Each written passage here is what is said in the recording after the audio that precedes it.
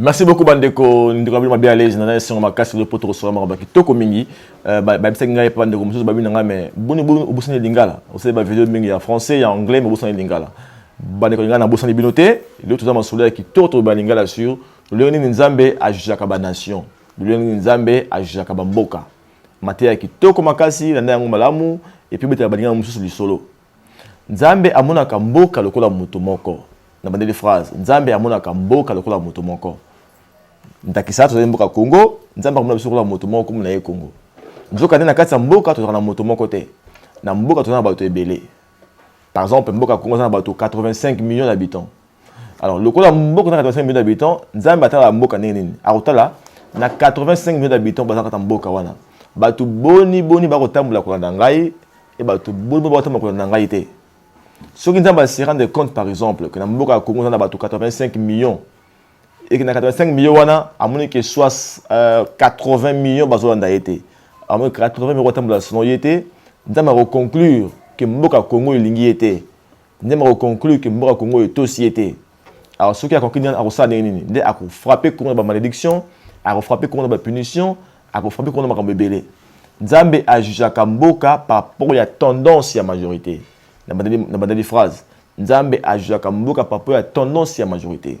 Mboka ozali majoritairement na masumu mboka ils ont la problème ya courant ils ont problème ya mai ils ont problème ya bouteillage ils ont problème ya blocage donc on a par exemple bato ko kopona mokonzi ya sénité ils ont problème donc ba problème ezali ebele oyo komelaka mboka oyo nzambe a maudire parce que nzambe a maudire mboka alongolaka kimia na mboka wana il dit la Bible dit je retire ma paix de ce peuple alors so nzambe alongoli kimia na mboka wana mboka na makambo komaka ebele et que bato nyonso bazana kati ya mboka wana bato subir malédiction ya mboka bato nyonso alors même le juste qui est dans un pays comme le Congo il faut subir l'embouteillage il faut subir mal il faut subir courant et parce que déjà mboka est commis maudit par Dieu donc ndenge bongo nzambe atataka mboka kana ko bosana yango te nzambe amonaka mboka comme un tout mboka o passe zali mingi zali mboka o mabele ki mingi alors est-ce qu'il faut to kamwa que na mboka so na passe comme makasi il faut que vous ayez un zalité. Bato bakamwa ke mboka na pasa bato batanga Biblia te ba binzambe te. So ta Biblia bien otali buka babuka nzambe bien ba prophète, il y a Jérémie, il y a Esaïe, il y a Zaché. Autant ba prophète malamu on comprendre que mboka passe na ngo ezali bien justifié.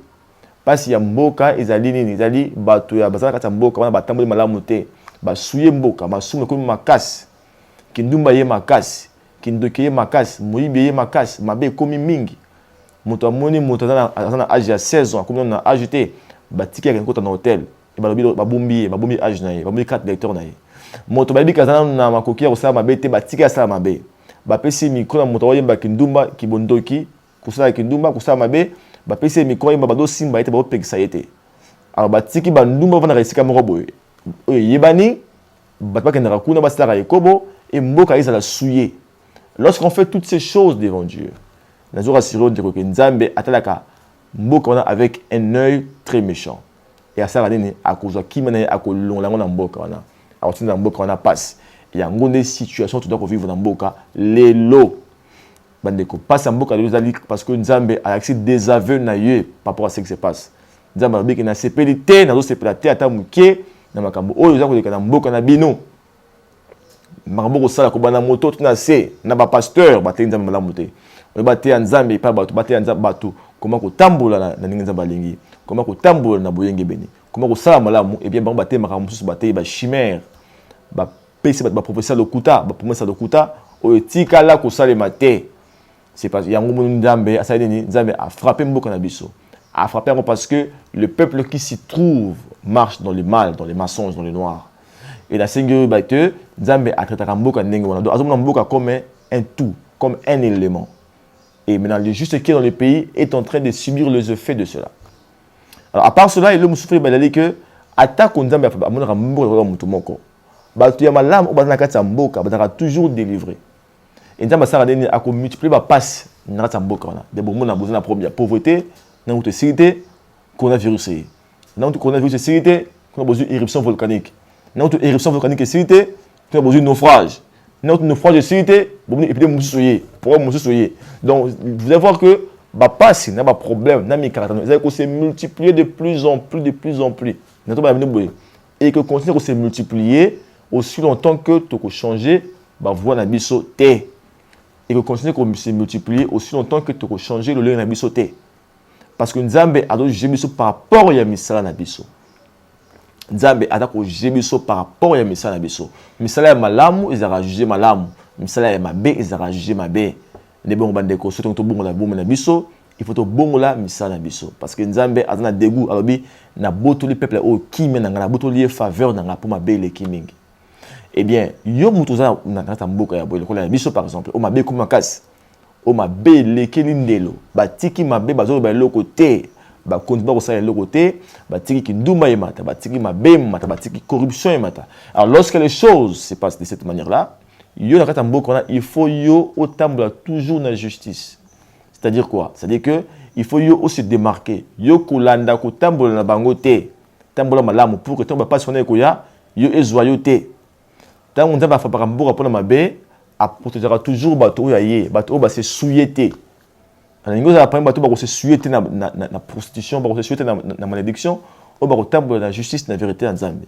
Nzambe a protégera toujours bateau ba se souillé. Nous avons seconde ko nanga ko se souillé ko na tambola bateau mususu te. Tambola le linge Nzamba linge tambola. C'est très mabe. Exemple o Nzamba linga makasi. C'est pas o Nzamba ayina makasi. Nzambe ayina ekobo. Ayina moyibi, ayina le kuta, ayina calomnie. Biloko wana ko sala yango te, bima na mboka na makambo ya bato mboka wana, comment on sala makambo mususu. So vali ntango ti poko okamwa ndenge bato mingi ba na télévision, ba ko finga ka badinga na bango. Azo finga ba politicien mususu et azana ba preuve te mambo zo na télévision. Alors ça ce sont des calomnies, ce sont des attaques graves et pas Nzambe, ils allaient sanctionner gravement. Nous avons raté que nous sommes accusés injustement. Voyez-vous? Et donc, il faut toujours être sage. Dans tout ce que tu fais, demande-toi, est-ce que c'est la volonté de Dieu ou pas? Si la volonté de Nzambe, c'est que ça la volonté de Nzambe, c'est la battre la Nzambe parce que Nzambe a mis sur le col à Moutoumoko. Et là, il y a ce que vous avez été. Nzambe a jamais moqué dans son côté. Mboka ou Nzambe a resté comme mon aïe, a géré plus sévèrement. Mais Mboka ou a resté comme mon aïe, a géré sévèrement. Il y a des temps où on a des comme l'esclavagisme, on a la passe. Mboka mingi daki na bomengo. Mboka Égypte daki malamu, mais ils avaient souffrir. Mboka Babylone daki malamu, mais ils avaient été esclaves. Parce que Nzambe a jamais mboka ndenge moko te. Babylone a reçu Nzambe bikeko, ay baki Nzambe te. Et ben Nzambe bikeko quand on a laissé bango comme on a été, noje bango sévèrement te. Mais quand yo Israël, quand on a dit que yo kombo nanga. Tazaki ki yonga, il faut jouer plus sévèrement parce que yo ozotambo na kombo nanga. Ezali eloko ya motuya toye bato bosana te. Moto o Nzamba talisi malobana ye akoza jeu sévèrement. Bato mboka o ya Congo, o Yesu ayaki a, o toyoki malobana Nzambe, o toyoki parole de l'évangile. Toza jeu sévèrement que mboka o bayoka ki yango te. Alors ça ne veut pas dire que bato ba comme Nzambe te, basa mabe, Nzamba tika baka na mabe wana. Non, bon ça peut frapper. Ils seront aussi frappés, mais bon, frapper le roi Yonanga été. Parce que Yonanga été, Nzambe a pesaki biso comme naïe. Dieu est jaloux pour son nom. Dieu protège son nom. Lorsqu'il donne son nom à un peuple, il est derrière son nom pour le protéger. Tout le temps, on a bolam, tout le temps, on a bosembo, tout le temps, on a justice, la vérité. Pour te attendre, mboka, se suit dans ma benango, ma comme grave. Et Nzambe a multiplié ma tragédie, a multiplié ma attaque. Bato ba otambo na ye, na resta mboka wana, bazala attaquer. Merci beaucoup, ma bien à l'aise, Ndeko na s'appelle ma carte niveau Ndebiso. Na aussi radio au s'abonner na page, na chaîne YouTube ma bien à l'aise. S'abonner, cliquez comme s'abonner. Au comme abonner la page et puis au activer cloche de notification pour que chaque fois, donner ma vidéo chaque mardi, le mardi qu'on a une nouvelle vidéo sur le terrain, ma mort déjà au Moniango sans aucun problème. C'est ma carte pour vous aller ébeler. Comme même sur la page Facebook, ma bien à l'aise. Vous avez besoin de Motuna, vous avez besoin de conseil, vous avez besoin de direction, vous avez besoin de prière. Tout dans la page, ma bien à l'aise. Je rappelle que je suis non seulement révérend, mais je suis auteur de livres. Je suis déjà 4 livres. Il y a comme la puissance de la joie. Puissance, il y a 5. Et il y a 5, ça n'a pas de moto. Il y a 5 moto. Livre, tout comme un cas, c'est pas tout ce que tu as commentaire.